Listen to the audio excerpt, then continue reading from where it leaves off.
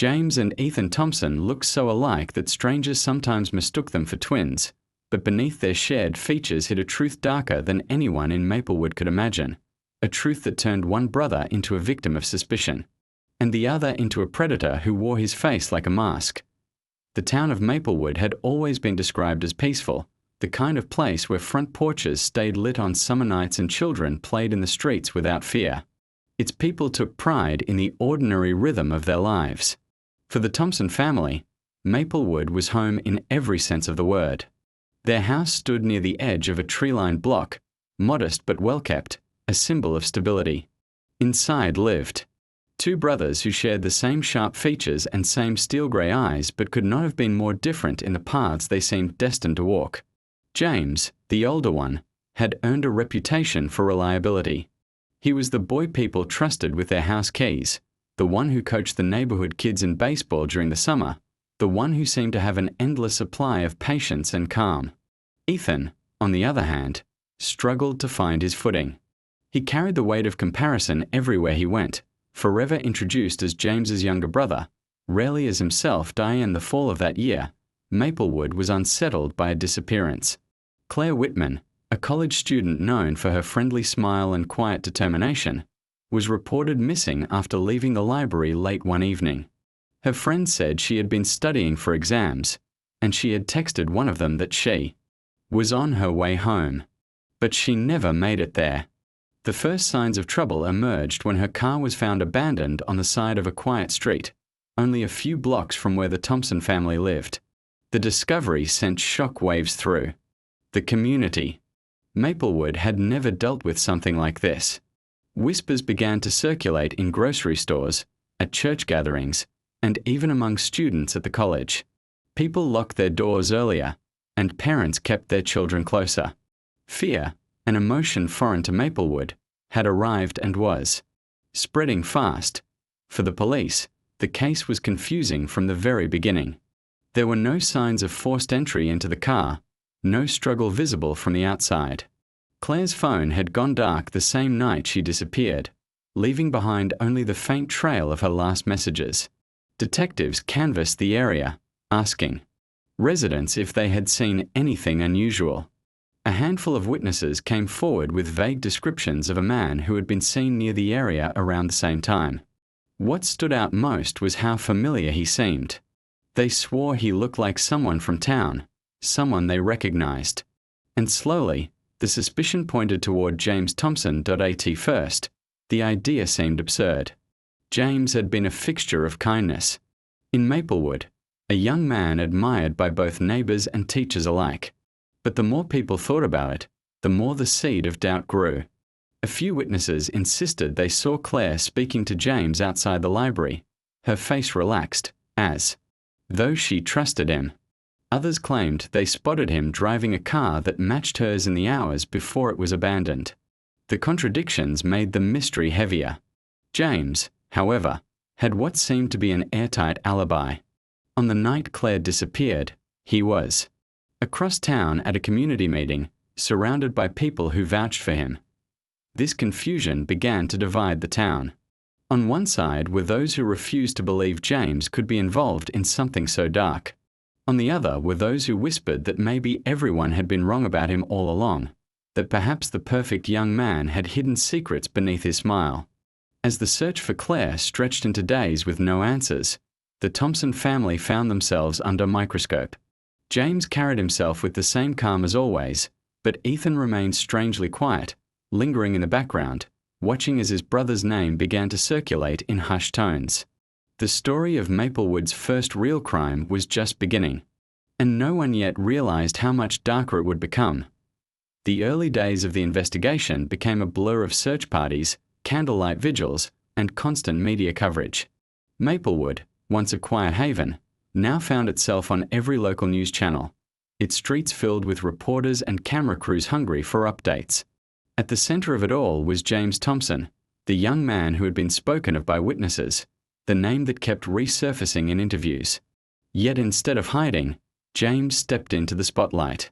He volunteered to help lead the search efforts for Claire Whitman, walking the woods and abandoned lots with flashlights, knocking on doors, handing out flyers, and offering words of comfort. To Claire's family, his presence was steady, reassuring, the very image of a concerned citizen doing everything possible to bring a missing girl home. But behind this outward display of helpfulness, a shadow of doubt followed him wherever he went. Detectives had a problem they couldn't ignore. While James was seen by many at the community meeting the night Claire disappeared, too many other witnesses swore they saw him somewhere else entirely. A woman claimed she saw him standing by Claire's car. Another described a man with his exact build and smile, walking alongside Claire not long before she vanished. To complicate matters further, a grainy security camera near the library captured a figure resembling James entering the parking lot. Though the footage was poor quality, the resemblance was undeniable. Investigators dug deeper, analyzing every moment of James's timeline. His attendance at the community meeting was certain. Several people vouched for him. But the exact timing of when he arrived and when he left became crucial. Some attendees remembered him being there from start to finish, while others hesitated, unsure if he had slipped out briefly before returning. The possibility that James could have left unnoticed was enough to keep him under scrutiny. Every time he smiled at the cameras or offered a statement to the press, whispers spread that maybe his composure was not the mark of innocence, but of someone carefully maintaining a facade. For Ethan Thompson, James's younger brother, the situation was almost intoxicating. For years he had lived in James's shadow, overlooked and underestimated. Teachers always compared his performance to James's. Neighbors often praised James without even acknowledging Ethan's presence. Now, for the first time, Ethan watched, as suspicion clung to his brother like a dark stain. Though he never said much, those close to the family noticed his quiet satisfaction. He moved differently, more confidently, as if the shifting tide in town had given him something he had long craved: power over his brother. The police, however, faced a dilemma. To accuse James openly without solid evidence would ignite outrage. Yet ignoring the testimonies would risk letting a dangerous suspect slip away. So they chose a middle path, publicly acknowledging James's cooperation while quietly monitoring his movements. Unmarked cars began appearing near the Thompson house at night. Detectives interviewed his friends and colleagues repeatedly, and rumors began swirling through town that an arrest might be imminent. Claire's family, devastated and desperate for answers, remained torn. On one hand, they were grateful for James's support. On the other, the possibility that he had been the last person to see Claire alive haunted them.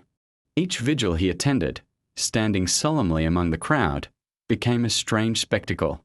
Some people found comfort in his presence, while others whispered behind their candles that the man standing beside them might be the very reason Claire was gone. What the public didn't know was that the evidence didn't quite add up. Small inconsistencies appeared in the witness statements. The man some swore was James seemed slightly shorter to others. His voice, overheard by one passerby, didn't quite sound the same. These discrepancies were brushed aside at first, drowned out by the louder chorus of voices insisting it had been James. But they remained in the detective's notes, small cracks in an otherwise convincing picture. Days turned into weeks. The investigation grew colder. No trace of Claire emerged, no new lead surfaced, and the town's energy shifted from frantic hope to heavy resignation. Yet through it all, the suspicion around James never faded. It lingered in conversations, in sidelong glances at the grocery store, in the wary stares of neighbors who once adored him. And all the while, Ethan remained in the background, silent but attentive, watching the net tighten around his brother and quietly savoring the chaos that he knew he had set in motion. Winter settled over Maplewood with a sharp stillness, but the unease that had taken root months before refused to fade. Claire Whitman's disappearance remained unsolved, and the longer she stayed missing, the more people began to accept the possibility that she would never be found alive. For James Thompson, the cloud of suspicion remained heavy. He tried to continue with his life, attending work, volunteering at local events, even showing up at church on Sundays. Yet wherever he went, eyes followed. Neighbors who once greeted him with warmth now looked at him cautiously, some avoiding him altogether. He felt the weight of being watched, judged not by evidence but by rumor. The police kept their attention on him, But in the background, new horrors began to surface. 2 more young women disappeared within months of Claire. Each case echoed the same chilling pattern. The victims were last seen in seemingly ordinary places, one at a grocery store parking lot, the other walking home from a late-night shift. Witnesses once again describe a man they thought they recognized, someone with a calm, trustworthy demeanor who convinced the women to let their guard down. Once again, that man resembled James. The cycle repeated.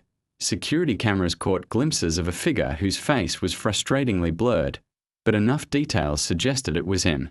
To outsiders, the case looked damning. What nobody understood was how the real hand behind the crimes operated. Ethan Thompson had learned to become his brother's reflection. He had spent years studying James with a bitterness that grew deeper with time. The way James tucked his hands in his jacket pockets when he walked, the even tone of his voice, the small pauses he made when speaking, all of it became a performance Ethan could slip into. He began dressing like James, borrowing his old jackets, cutting his hair in the same style. Even the smallest mannerisms were rehearsed until Ethan could step into James's image with chilling ease. To strangers and acquaintances, he was indistinguishable. For Ethan, the transformation was more than disguise. It was power. Each time a victim trusted him, believing he was the dependable older Thompson brother, he felt a surge of control. He wasn't just committing crimes. He was crafting a narrative in which James would be painted as a monster, while Ethan lingered in the background, untouchable. The more the suspicion fell on James, the more Ethan fed off the chaos. He knew the town would never suspect him because they never truly saw him. He was invisible until he wore James's face. The police struggled under the mounting pressure. 3 missing women tied to the same man meant Maplewood was no longer safe, and residents demanded answers. Each development pointed back to James, yet investigators quietly wrestled with contradictions. The suspect in one video appeared to have a faint scar on his left hand, something James didn't possess. A footprint discovered at one scene measured smaller than his shoe size. These details were too small for the public to notice, but enough to trouble detectives who began to wonder if the truth was more complicated than it appeared. James himself became more isolated as fear of arrest loomed. Friends stopped returning. His calls, co-workers distanced themselves, and even strangers on the street muttered accusations under their breath. In his own home, he grew restless, pacing through rooms where Ethan sat quietly, saying little. Yet Ethan was always watching, his silence a mask for the satisfaction he carried inside. Every glance at his brother's unraveling life was a private victory. He had engineered chaos with such precision that even James began to doubt himself, questioning whether he had somehow made mistakes he could not remember. Meanwhile, the town of Maplewood descended into paranoia. Parents no longer let their children out after dark. Couples walked in pairs, never alone. What once was a safe haven now felt poisoned by dread. And as another winter storm covered the streets in white silence, Ethan prepared himself for another night out, ready once again to wear the face that wasn't his, to step into the skin of the brother he despised, and to let the world believe that the devil had James Thompson's smile. The weight of fear pressed down on Maplewood as spring thawed the last traces of snow. The 3 disappearances had become the town's dark obsession, leaving every family uneasy and every stranger under suspicion. But despite the mounting terror, no one faced scrutiny like James Thompson. He walked through his days under the glare of countless eyes, each glance heavy with mistrust.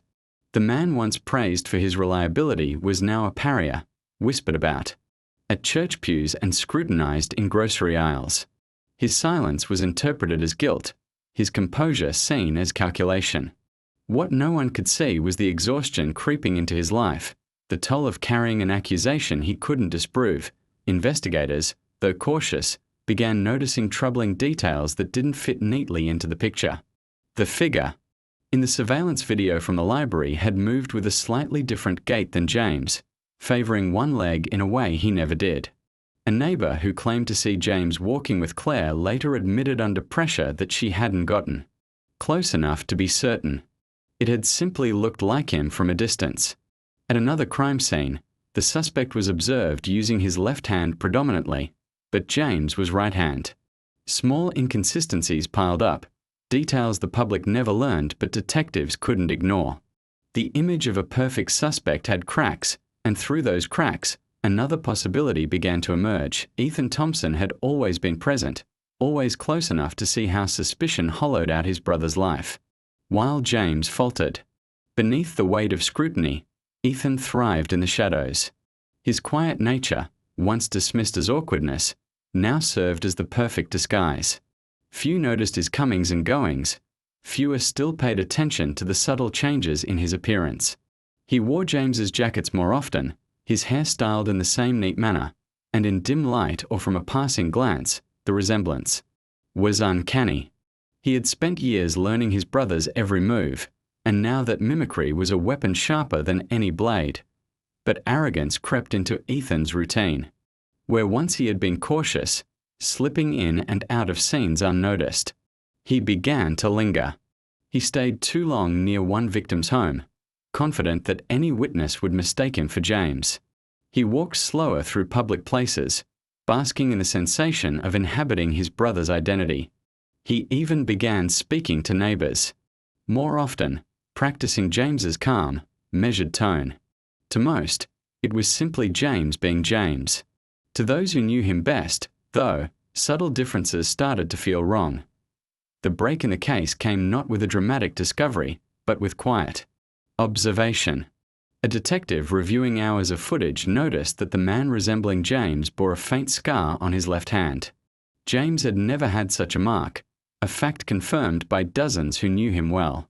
Around the same time, a shoe print found at one scene was finally matched to a smaller size than James wore, another contradiction that couldn't be brushed aside. These details turned investigators' attention to Ethan, the brother who had remained overlooked for too long. As suspicion shifted, detectives dug into Ethan's life and uncovered a pattern of resentment. Teachers' reports, old friends, testimonies, and even family acquaintances painted a picture of a younger brother overshadowed by James's accomplishments. Jealousy had simmered quietly for years, unnoticed because Ethan had never drawn attention to himself. Now, with Maplewood on edge and James's reputation collapsing, the pieces fit together in a way that chilled investigators to the core. The tipping point came when a neighbor spotted Ethan late at night leaving a victim's house. At first, she thought nothing of it. She told police she had seen James, the same man the whole town suspected. But when detectives pressed her for details, her description didn't quite match. He had moved differently, his build slightly smaller, his face sharper in the shadows.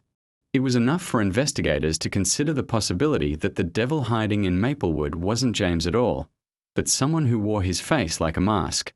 The Thompson household grew tense as the investigation quietly shifted its focus. James, unaware of the change, braced himself for what he believed would be an inevitable arrest. Ethan, meanwhile, carried on as though nothing had changed, though.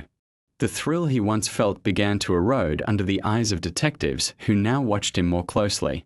The mask he had worn so flawlessly for so long was beginning to slip, and with every step he took, the risk of exposure grew. The illusion that had fooled Maplewood for months was crumbling, and Ethan's control over the story was nearing its end. The arrest came quietly, without the drama that Maplewood had come to expect after months of fear and speculation. Police arrived at the Thompson home just before dawn, unmarked cars pulling into the driveway under the cover of darkness. The town would not see flashing lights or hear sirens. The authorities wanted no spectacle, no chance for Ethan to slip away in the confusion. He was taken into custody without a struggle, his expression eerily calm, as though he had anticipated the moment. For James, standing in the hallway watching his younger brother led away in handcuffs, the world seemed to tilt. Relief and betrayal clashed inside him, and he could barely process that the shadow hanging over his life was finally being peeled away. First, Ethan denied everything. He smirked through interviews, insisting that the police were mistaken. He claimed the witnesses had confused him for his brother, just as they always had. He leaned into the very performance he had built, hoping to keep James tethered to suspicion. But the cracks in his story widened quickly. Investigators had more than doubts now. They had evidence. DNA pulled from Claire Whitman's abandoned car matched Ethan, not James. The scar seen in surveillance footage matched a childhood injury Ethan had carried for years. The smaller shoe prints collected from crime scenes fit his size exactly.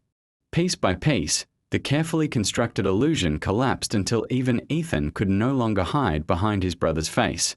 When the truth was finally revealed to the public, Maplewood was stunned. The idea that the crimes had not been the work of James, the trusted and admired older brother, but Ethan, the quiet shadow who had lived beside him, shook the community to its core. People who had been so certain of James's guilt felt a strange mix of shame and disbelief. Neighbors apologized in hushed voices, though the words did little to erase the damage done. His reputation, once flawless, was scarred. No matter how loudly the truth was proclaimed, the image of James tied to the crimes lingered in people's minds. Innocence had been restored legally, but in the hearts of many, suspicion left behind an echo that would never fully fade. For Ethan, confession came not with remorse but with a twisted pride. He admitted to wearing his brother's identity, describing in cold detail how he had studied James for years, practicing his walk, his tone of voice, his habits, until slipping into his skin felt second nature.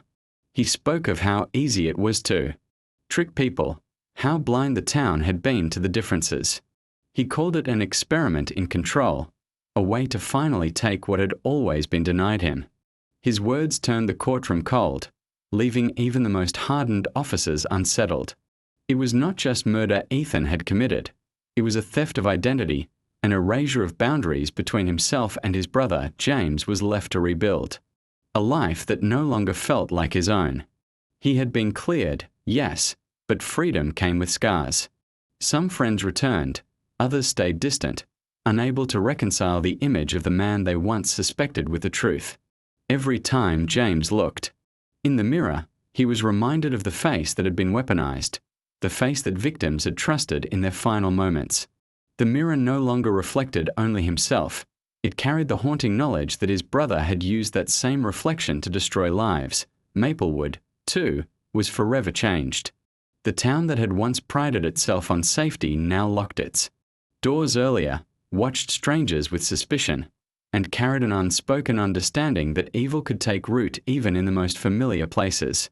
Parents who had once pointed to James as a role model now struggled to explain to their children why his face had been tied to such horrors, and why the real culprit had been his own brother. Ethan's sentencing brought closure in the eyes of the law, but for James, closure was impossible. He had lost not only his brother but also the unshakable trust of his community. The most painful truth remained. Sometimes the monsters we fear do not hide in shadows or wear masks crafted from lies. Sometimes they share our blood, our home, and even our reflection. And when they are finally unmasked, the scars they leave behind are not only on the victims but on everyone who ever believed they knew them.